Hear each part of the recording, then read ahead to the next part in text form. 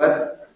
আপনারা সবাই জানেন, এটাকে অ্যাড্রেস করছি না, যে এটা এমন একটা দেশে আমরা বাস করি, এমন একটা সময়ে বাস করি যে এখন বিএনপির কোন নেত্রীকে নিয়ে প্রোগ্রাম, সেটা আসতে আমাদের নাগরিক সমাজের অনেকের মধ্যে অনেক দ্বিধা কাজ করে। আমার মনে আছে এখানে ফখরুল ভাই আছেন, যখন বেগম খালেদা জিয়া ছিলেন 2018 সনের আগে, তখন যখন ডিপ্লোমেটদের জন্য পার্টি করা হতো, ইফতার পার্টি, সেখানে আমাদের সুশীল সমাজের অনেকেই আসতেন, যাদের কেউ কেউ আওয়ামী লীগের সাথে খুব ঘনিষ্ঠ বলে মনে করেন, ওনারাও আসতেন। যাদের কোনো কথা বলা মাত্র বড় বড় পত্রিকায় ফার্স্ট পেজে হেডিং হয়, তাদের অনেকেই এসেছেন। তখন নাম নিচ্ছে, আমার ঘনিষ্ঠ অনেকে আছেন। আমি এবারে লক্ষ্য করলাম, এবার যখন বিএনপির দুঃসময়, যখন 2024 সনের একতরফা একটা ভুয়া নির্বাচনের পরে যখন বিপর্যস্ত অবস্থায় বিএনপি ইফতার পার্টির আয়োজন করলো, এবার কারো আশা সাহসী হয়। এমনকি আমাদের সুশীল সমাজের একজন অল্প ঘনিষ্ঠ, উনি দেখলাম জাতীয় পার্টির ইফতার পার্টির প্রোগ্রামে গেছেন, বিএনপি প্রোগ্রামে আসেন। আমি কিন্তু আজকে এই প্রোগ্রামে আমি কিন্তু চাকরি করি, এখন আমি চাকরি করি, আমার বাচ্চারা আছে, কিন্তু আমি হচ্ছে আমি প্রোগ্রামটাতে যাবো। এই যে সবাই ভয় পায়, শুধুমাত্র এই জন্য এসেছে একটা কারণ, যে আমাদের এই সুবিধাবাদিতা রাজনীতিবিদদের মধ্যেও আছে, আমাদের নাগরিক সমাজের মধ্যেও আছে, এটা আমাদেরকে ত্যাগ করতে হবে। এটা বলার জন্য এখানে এসেছি। সবাই ভয় পায় দেখে, সবাই কেউ ভয় পায় না, এটা দেখাতে এসেছি। সেকেন্ড যে কারণে এসেছি সেটা হচ্ছে বেগম খালেদা জিয়ার প্রতি আমার ব্যক্তিগত শ্রদ্ধাবোধ। আমি কোনোদিন বিএনপির কোনো কিছুর সাথে ইনভলভ ছিলাম না। বিএনপি 2 বার ক্ষমতায় ছিল, আমাদের জমিরুদ্দিন সরকার আঙ্কেল আছেন, ওনার ছেলে আমার স্টুডেন্ট ছিল। আমাকে কোনোদিন কেউ বলতে পারবে না বিএনপির 2 বার ক্ষমতাকালে কোনোদিন বিএনপির কোন মিনিস্টারের সাথে আমি দেখা করেছি, নেভার।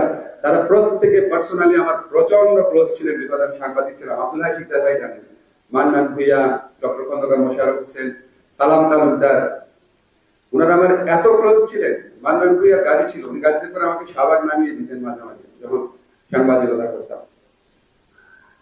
তো আমি কিন্তু কোনোদিন কখনো, বিএনপি 2 টার্মে ক্ষমতায় ছিল, কোনোদিন কোন মিনিস্টারের অফিসে বাসায় কোনোদিন কখনো যাইনি। কিন্তু আমি আজকে প্রোগ্রামে এসেছি, সেটা হচ্ছে আমার বেগম জিয়ার প্রতি ব্যক্তিগত শ্রদ্ধাবোধ। এটার মধ্যে কোনো ভান ভনিতা নাই। আপনারা দেখেছেন, আমি টেলিভিশনে সবসময় বলি যে প্রেসিডেন্ট জিয়াউর রহমানের প্রতি আমার শ্রদ্ধাবোধ, বেগম জিয়ার প্রতি আমার শ্রদ্ধাবোধ। আমার এই শ্রদ্ধাবোধের জন্ম কোনো সুবিধাবাদের কারণে না। আমরা যখন ছাত্র ছিলাম, প্রচন্ড ভাবে চাইতাম এরশাদের পতন হোক। তখন আমরা 2 নেত্রীকে পাশাপাশি রেখেছিলাম। একজন যারা নির্বাচনে যাবে তারা জাতীয় বেঈমান বলে কয়েকদিন পরে নির্বাচনে গেছেন, আরেকজন সংসদে একা বাইরে থেকেছেন। তখন কিন্তু জামাতও গেছে ইলেকশনে, 86 এর, আপনাদের বলা উচিত না। 86 এর জামাত, জাতীয় পার্টি, আওয়ামী লীগ সবাই ইলেকশনে গেছে। তখন বেগম জিয়া যখন 88 দিকে আন্দোলনটা একদম পড়ে যায়, আমি তখন বিচিত্রা রিপোর্টার, 88, 89, তখন ওনারা কর্মসূচি করতেন, যে বিমান অফিস ঘেরাও কর্মসূচি, মতিঝিল কেন্দ্রিক অনেক কর্মসূচি থাকতো। আমি জানি না, হয়তো খোকন ভাই, মিলন ভাই আপনারা তখন উপস্থিত থাকতেন, আপনারা জানেন, আলম ভাই আছেন। তুমি দেখতাম পুলিশ ধাওয়া করতো, উনি বিচিত্র অফিসে চলে আসতেন, অল্প কিছু লোক। তো আমার কাছে মনে হতো সবাই আপোষ করে ফেলেছে যে এরশাদের সাথে, উনি একা একা বলে কি পারবেন, মানে একটু মায়াই লাগতো আসলে। খুব ঘর্মাক্ত অবস্থায় ছুটে পুলিশের তারা খেয়ে এখানে আসতেন, তারপর আবার কর্মসূচি দিতেন, আবার সবাই সব আন্দোলন বন্ধ করে দিচ্ছে, উনি একা করতেন। তো উনার এই ত্যাগ, উনার এই ঝেয় প্রতিজ্ঞা, উনার গণতন্ত্রের জন্য স্যাক্রিফাইস, এগুলি দেখে উনার প্রতি শ্রদ্ধাবোধ হয়েছে, অন্য কোনো কারণে না। এবং আপনারা কিন্তু লক্ষ্য করে দেখবেন, আমি জানি না আপনারা লক্ষ্য করেছেন কিনা, 90 এর গণঅভ্যুত্থানের পর 3টা দলের ছাত্র নেতা বিএনপিতে জয়েন করে। একটা হচ্ছে আওয়ামী লীগের ছাত্রলীগের সভাপতি, আওয়ামী লীগের হাবিব ভাই আছেন তো, আওয়ামী লীগের ছাত্রলীগের সভাপতি। একটা হচ্ছে ছাত্র মৈত্রীর সভাপতি, স্বপন ভাই আছেন, ছাত্র মৈত্রী। আর হচ্ছে ছাত্র ইউনিয়নের সভাপতি মুস্তাফিজুর রহমান বাবু। আপনি চিন্তা করে দেখেন, সিপিবির ছাত্র সংগঠন, আওয়ামী লীগের ছাত্র সংগঠন, রাশেদ খান মেননের দলের ছাত্র সংগঠন, তাদের সভাপতিটা বিএনপিতে জয়েন করেছিল। কেন করেছিল? তারা পাশাপাশি 2টা নেত্রীকে দেখেছিল। তা আমাদের এই শ্রদ্ধাবোধটা ওখান থেকে এসছে, এবং উনাকে পদে পদে উনার স্যাক্রিফাইস দেখেছি। আমি সাংবাদিকতার থেকে দূরে সরে গেল, সব সারা জীবন লেখালেখি করেছি, টেলিভিশনে টক শোতে গিয়েছি, সবকিছু খুব ক্লোজলি ফলো করেছি। আমার কাছে মনে হয় উনি এত দেশপ্রেমী, এত ভালোবাসেন দেশকে, এটা আমাকে অভিভূত করে দেয়। আপনারা সবসময় ওনাকে বলেন উনি আপসী নেত্রী, অবশ্যই উনি আপসী নেত্রী। উনি অশুভ শক্তির বিরুদ্ধে, অশুভ চিন্তার বিরুদ্ধে, ষড়যন্ত্রের বিরুদ্ধে, দেশের বিরুদ্ধে যখন কিছু হয় তখন উনি আপসী নেত্রী। কিন্তু দেশের কল্যাণে উনি কিন্তু সমঝোতা করেছেন, নিজের অবস্থান ত্যাগ করে। আপনাদের দুইটা উদাহরণ দেখাই। যখন সংসদীয় সরকার প্রতিষ্ঠার আন্দোলন হলো, উনি যখন মনে করেছেন আচ্ছা ঠিক আছে সবাই চাচ্ছে, উনি আপোষ করেছেন। যখন তত্ত্বাবধায়ক সরকার প্রতিষ্ঠা আন্দোলন হলো, ওনারাও একটা খুব বিতর্কিত নির্বাচন করেছিলেন, কিন্তু এই সরকারের মতো জনগণকে মেরে কেটে গায়েবী মামলা দিয়ে বিভিন্ন বাহিনীকে ইউজ করে ক্ষমতায় থাকার চেষ্টা করেনি। তত্ত্বাবধায়ক সরকার মেনে নিয়েছেন, তত্ত্বাবধায়ক সরকার প্রতিষ্ঠা করে ওনারাই প্রতিষ্ঠা করে গেছেন। দেশের স্বার্থে এই ফ্লেক্সিবিলিটি আমরা অন্য অনেকের মধ্যে দেখি না। আমরা তাদেরকে আপোষী দেখি নিজের স্বার্থের প্রশ্নে, নিজের পরিবারের স্বার্থের প্রশ্নে, নিজের দলের স্বার্থের প্রশ্নে। আর সমঝোতা করতে দেখি দেশের স্বার্থের প্রশ্নে, অন্য দেশের কাছে নিজের স্বার্থ বিকিয়ে দেওয়ার ক্ষেত্রে। বেগম জিয়া এখানে একটা অনেক বড় এক্সেপশন ছিলেন। এই দুইটা জিনিস আমাকে সবসময় মনে হচ্ছে আমি এই প্রোগ্রামটাতে যাবো, যেন খুলে না দিই, প্রোগ্রামটাতে এসেছি। আমি বইটা দেখেছি, বইটা দেখে আমার খুব ভালো লেগেছে। আমি এটা ইংরেজি যখন হয়েছিল এখানে পাবলিকেশনে ছিলাম, ওখানে সেখানে আমি অল্প কিছুক্ষণ বক্তব্য রেখেছিলাম। পরে আমি দেখলাম এটা প্রায় 20 লক্ষ লোক দেখেছি একটা ক্লিপসে। মানে কত লোক, এটা আমার কথার জন্য আমি তো অনেক কিছুই বলি, 20 লক্ষ লোক তো দেখে নেন। উনাকে নিয়ে বলেছে ওটা কেন দেখেছে, এটা ওনার জন্য দেখেছে। তো তারপর আমি বাংলা অনুবাদটা দেখলাম। আমি এই বইটা নিয়ে আলোচনা করবো না, সেখানে বইটা প্রসঙ্গে আমি অনেক কিছু বলেছিলাম। তবে আপনারা একটা জিনিস মনে রাখবেন, আপনাদের সবার মাহফুজুল্লাহ ভাইয়ের প্রতি কৃতজ্ঞ থাকা উচিত, বাংলাদেশের মানুষের কৃতজ্ঞ থাকা উচিত। বাংলাদেশে, স্বাধীন বাংলাদেশে এর চেয়ে বেটার কোনো জীবনী গ্রন্থ লেখা হয় নাই। আপনারা খেয়াল করে দেখবেন এই বই যে গ্রন্থপঞ্জি আছে সেটা মাত্র 2 পৃষ্ঠার। কারণ বেগম জিয়ার উপর অনেক বই লেখা হয় নাই, অনেক ফিচার লেখা হয় নাই, ঠিক আছে। যখন ইংরেজি অনুষ্ঠানটা হচ্ছিল, একটা ছোট্ট ঘটনা বলি। ইংরেজি অনুষ্ঠানটা হওয়ার সময় বিএনপির একজন নেতা, উপদেষ্টা টাইপের, উনি আবার দেখলাম খুব আপত্তি করছিল। উনি, আমি এগুলি বইটা প্রশংসা করার পর উনি আমাকে ডেকে এখানে বসেছিল, আমার পাশে বসালো, বলে আমিও তো অনেক কিছু লিখেছি ওনার সম্পর্কে, একটা বই বইটা বের করে দিল, খুব ছোট বই। যাই হোক, ওইটার তুলনায় এটা কোনো রিসার্চের কোনো কম্পারিজন হয় না। ওনার ঘটনাটা কেন তুললাম, তার 1 মাস পরে দেখুন উনি আওয়ামী লীগে জয়েন করেছেন। তো উনি যিনি আওয়ামী লীগে জয়েন করেন 1 মাস পরে, তিনি কি বই লিখতে পারেন বুঝতেই পারেন। বইটা লিখেছিল হয়তো কোনো একটা বড় পদ পাওয়ার জন্য, এটা আমি ধরে নিয়েছি। মাহফুজুল্লাহ ভাইরা এরকম মানুষ ছিল না, আমরা এরকম মানুষ না। আমরা আমাদের বিশ্বাস স্বার্থ থেকে লিখি। মাহফুজুল্লাহ ভাই বইটা যখন লিখেছেন 2 পৃষ্ঠার গ্রন্থপঞ্জি, খেয়াল করে দেখেন। কিন্তু আপনি যদি ফুটনোট দেখেন, উনি 20 বছরের পত্রিকা রিসার্চ করেছেন, কমপক্ষে 20 বছরে, 1986 থেকে 2006। এরপরও এর আগেরও একটা বিচিত্র, একটা 1981 সালের বিচিত্র রেফারেন্স আছে। এত থরো রিসার্চ করে বইটা করেছেন। এটা একটা অমূল্য সম্পদ, শুধু বেগম জিয়ার জীবনী হিসাবে না, বাংলাদেশের গণতান্ত্রিক আন্দোলনের জীবনী হিসাবে এটা একটা অমূল্য। আমি মনে করি এই বইটা আরো অনেক আগে অনুবাদ হওয়া উচিত ছিল। বইটা অনুবাদ করতে 6 বছর কেন লাগলো, এটা যারা আছেন তাদেরকে জিজ্ঞেস করে গেলাম। কেন জিজ্ঞেস করলাম জানেন? কারণ আমার কাছে সবসময় মনে হয় আজকে যে দেশের মানুষের ভোটাধিকার নাই, আমাদের স্বাধীনতা সার্বভৌমত্ব বিপর্যস্ত। আমরা একটা পরাজিত মানুষের মতো জীবন যাপন করি, মন খারাপ করে থাকি, বহু মানুষ হতাশ হয়। আমি যখন বাজারে যাই, সাধারণ মানুষজন আমাকে এমন সব কথা বলে, খুব দুঃখ লাগে তখন। জানেন, এমন কথাও বলে যে স্যার, একটা গ্রুপের নাম বলো, ধরে বদমাইশ গ্রুপ, যারা ব্যাংক লুটপাট করেছে, বলে এরা টাকা চুরি করলি কর, দেশে কিছু শিল্প কারখানা কর, তাহলে তো আমরা চাকরি পাই। টাকাটা বিদেশে না সেখানে মাছ বিক্রি করে দেশে, বলে কিছু কথা। তো মনে হয় এত এত এত মানুষের প্রয়োজন, এত মানুষের হতাশা, এত কিছু আছে। তারপরে এই আন্দোলনটাকে একটা যৌক্তিক জায়গায় আপনাদের কাছে তো সবাই প্রশ্ন করে নিতে পারেনি কেন? এখানে অনেক ব্যাখ্যা আছে। অনেকে নেতৃত্বের ব্যর্থতার কথা বলেন, বিশেষ করে ঢাকা কেন্দ্রিক নেতৃত্বের ব্যর্থতার কথা বলেন, অনেকে সরকারের জুলুমের কথা বলেন। সত্যি কথা, এবং গায়েবী মামলার ইতিহাস তো পৃথিবীতে কোনো দেশে আছে বলে আমি জানি না। কিন্তু আমার মনে হয় কি, আপনাদের আরেকটা জায়গায় বিরাট ঘাটতি আছে। এই বইটা প্রসঙ্গে আমি সেটা বলি, সেটা হচ্ছে ন্যারেটিভের ঘাটতি।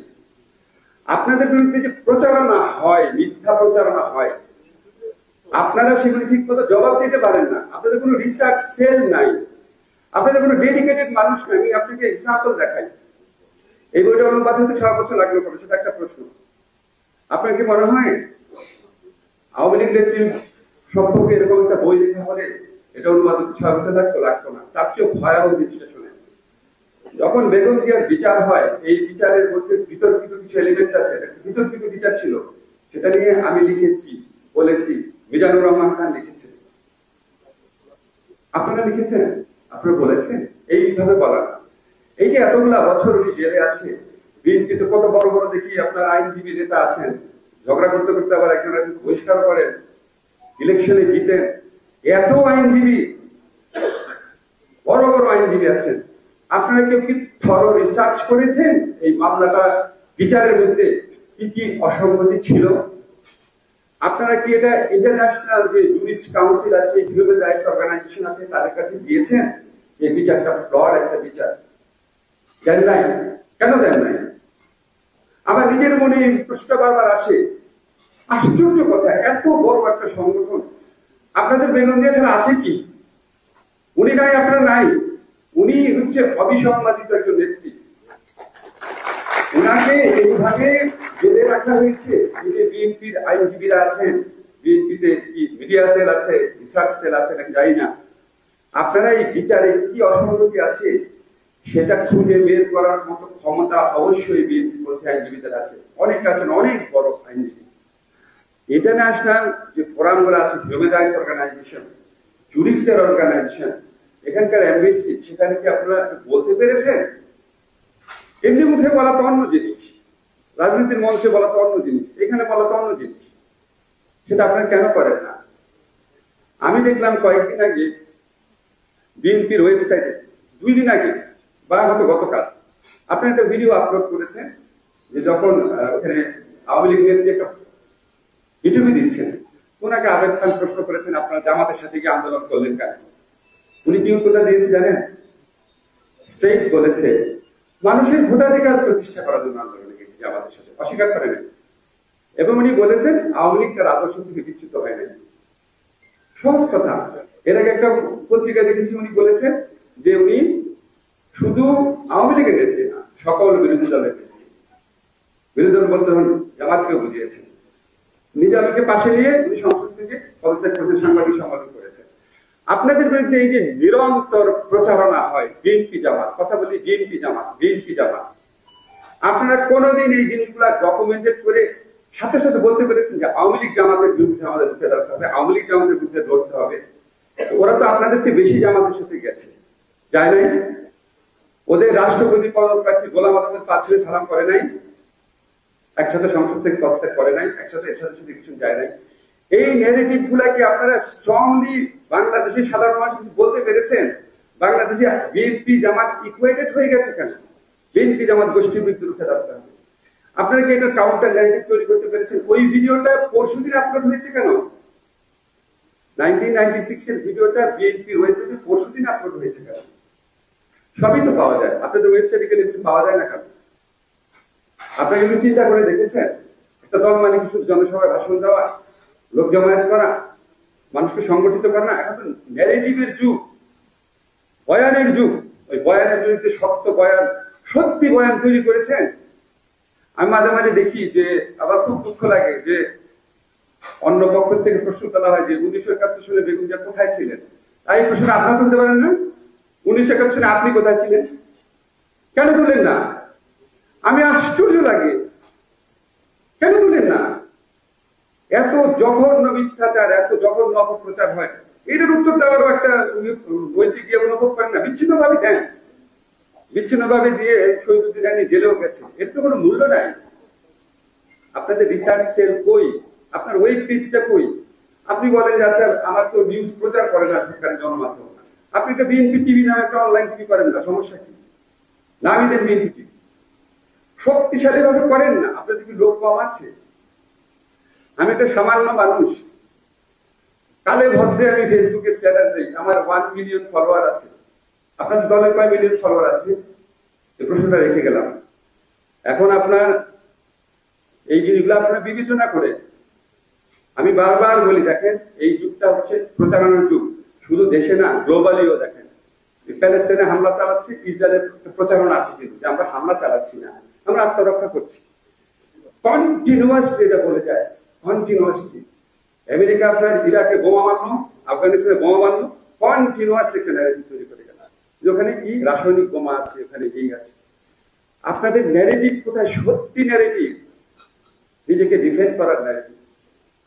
আপনাদের রিসার্চ সেল কই?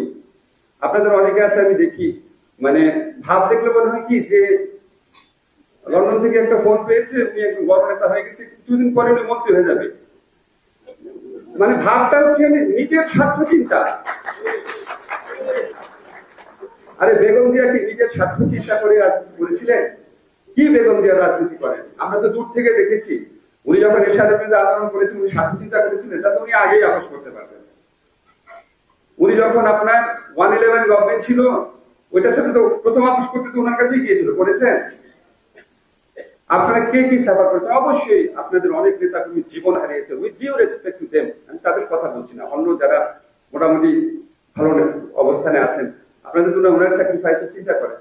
তা আপনি প্রথমে ডিসাইড করেন, আপনি কি আন্দোলনটা করছেন, নেতৃত্ব দিচ্ছেন, নেতা হচ্ছেন নিজের জন্য নাকি দেশের জন্য, দেশের মানুষের ভোটাধিকার প্রতিষ্ঠা করার জন্য? যখন এইভাবে চিন্তা করা যাবে আমি দেশের মানুষের ভোটাধিকার প্রতিষ্ঠার আন্দোলন করছি, তখন বেগম জিয়ার প্রতি আপনাদের সত্যিকারের রেসপেক্ট প্রতিফলিত হবে।